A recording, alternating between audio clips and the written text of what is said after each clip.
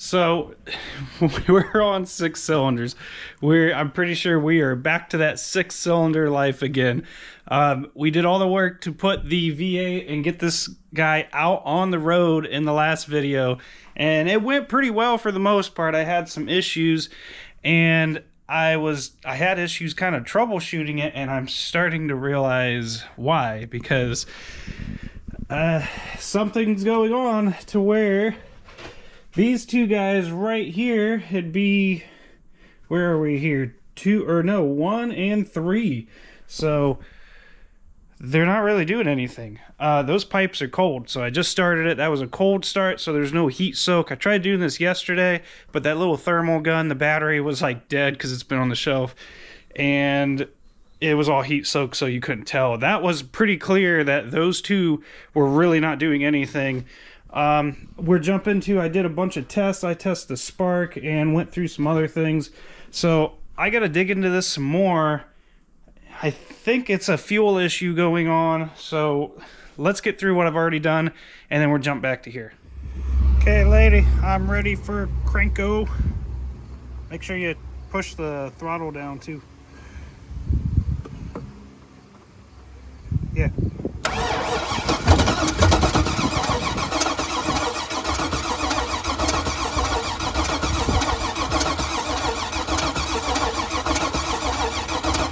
Okay. And it does seem to be staying there. I guess it would stay in the hose. We got almost 180, so that's definitely some relief. That means our head gasket is most likely okay. Okay, this is our cylinder. Make sure that's tight. That was not doing nothing. That fella right there. Let's see what this one does. I'm ready when you are.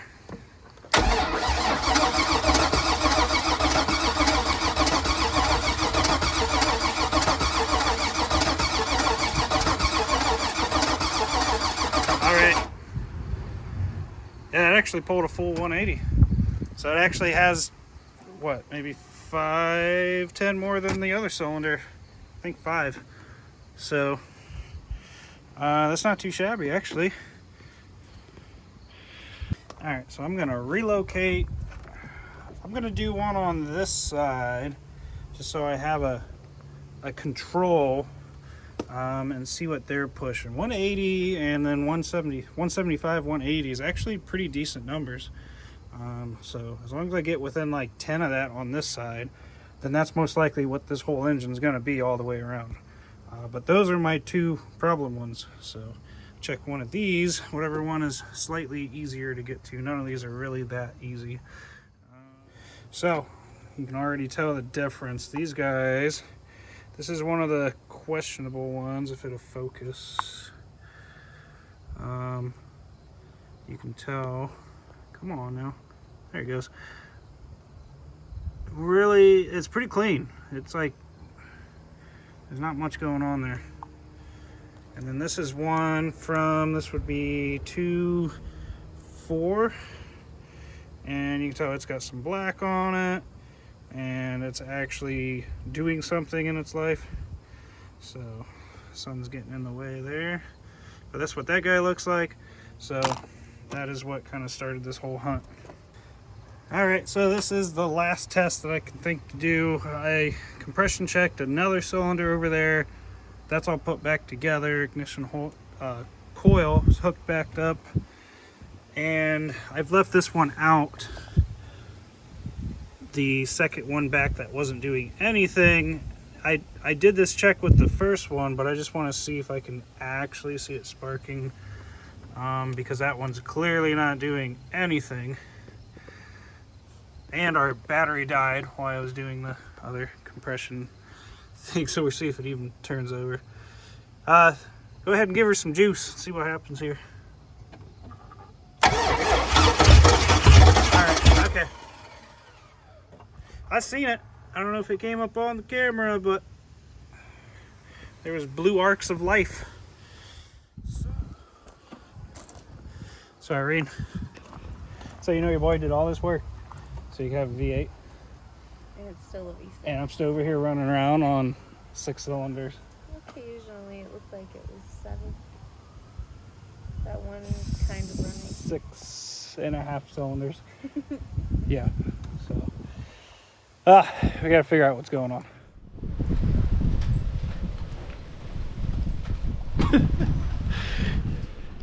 Okay, guys. You're not gonna believe this. I can't even believe this.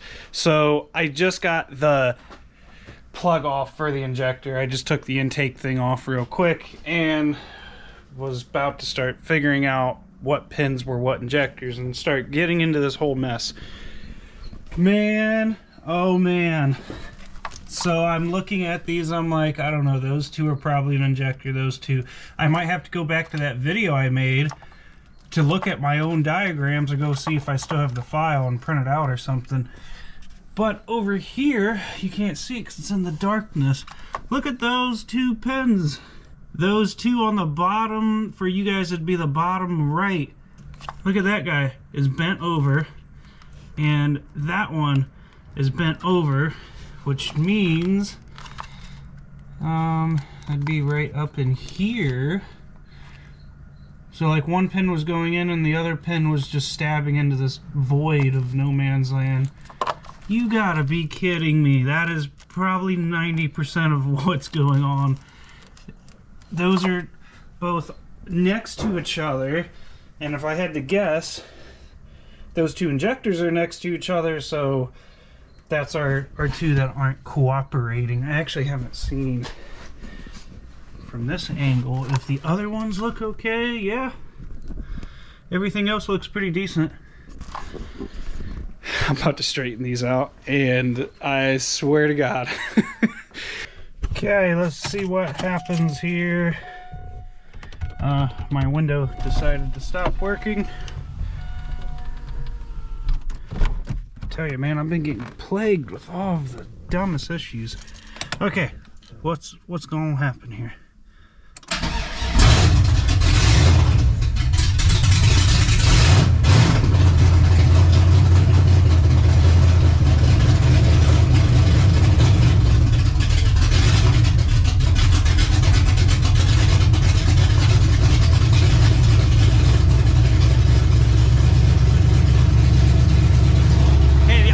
Still the same.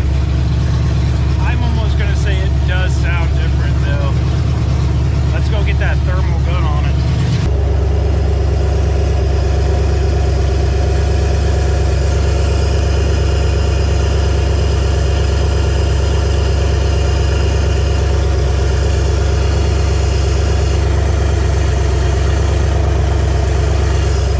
I don't know if you can see, but the heat wrap is actually smoking. Because it's probably the first time that it's gotten hot.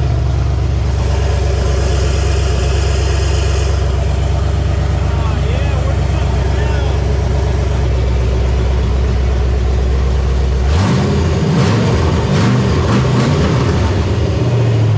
That's a lot better.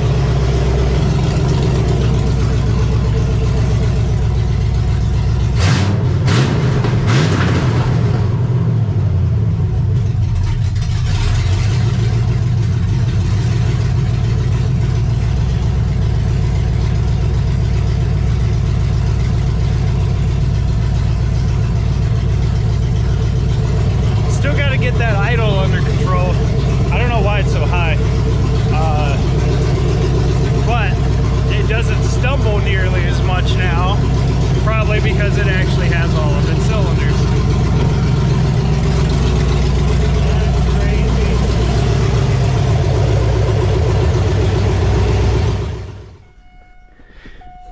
All right, So let's get down to this.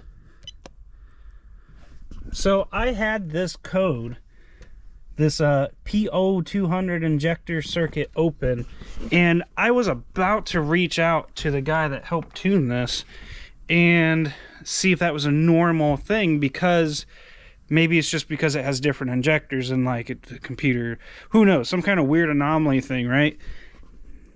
I'm wondering, because those were just completely not hooked up and the computer knew that, that's probably why I got this code. So I'm gonna actually clear this guy out, and let's just get this erased. Yes, yes, yes, done. And see if that comes back.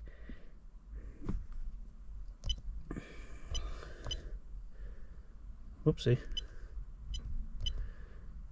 And okay, so we got nothing right now. So I think it's time to get back out on the road and see what's different now. All right, so it still stumbled a little bit just getting out of the garage. I got it backed in the driveway so we can get moving. So there's definitely some fine tuning that needs done, but I think this has to be a noticeable difference. There's no way this thing can't at least not be disappointingly slow. So let's go.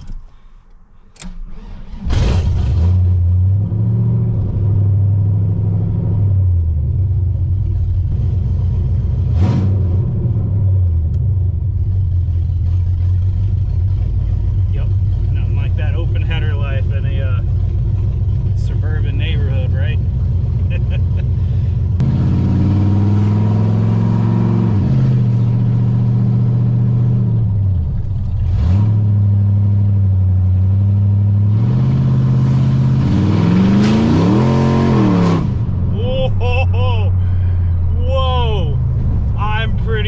Just chirped the tires.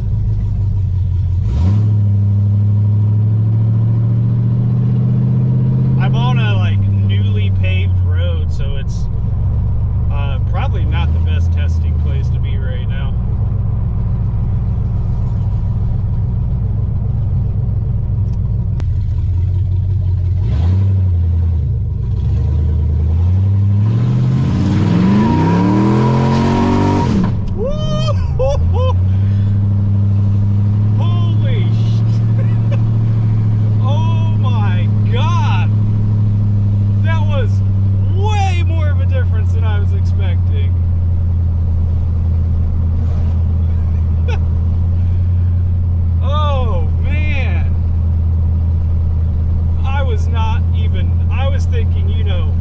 Much better. That just went like there.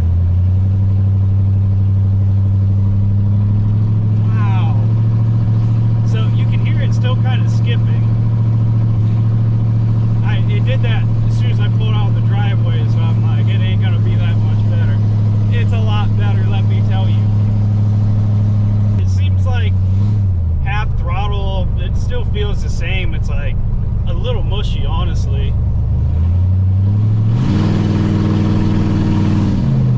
Definitely some fine tuning. I might need a different spark plug or something too, not just computer tuning. I'm coming up to a stop sign here.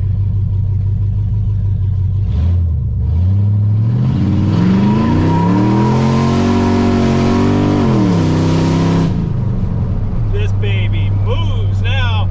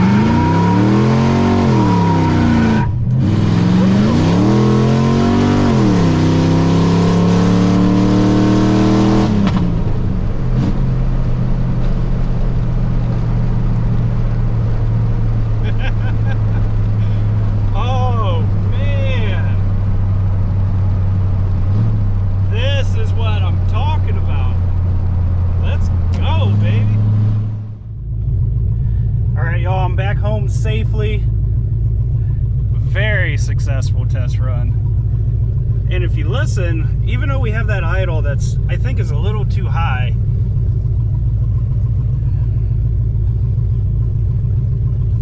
I think you can tell there's a little bit of actual cam chop in there and not, you know, misfires. So it sounds pretty good. It sounds a lot better than it did.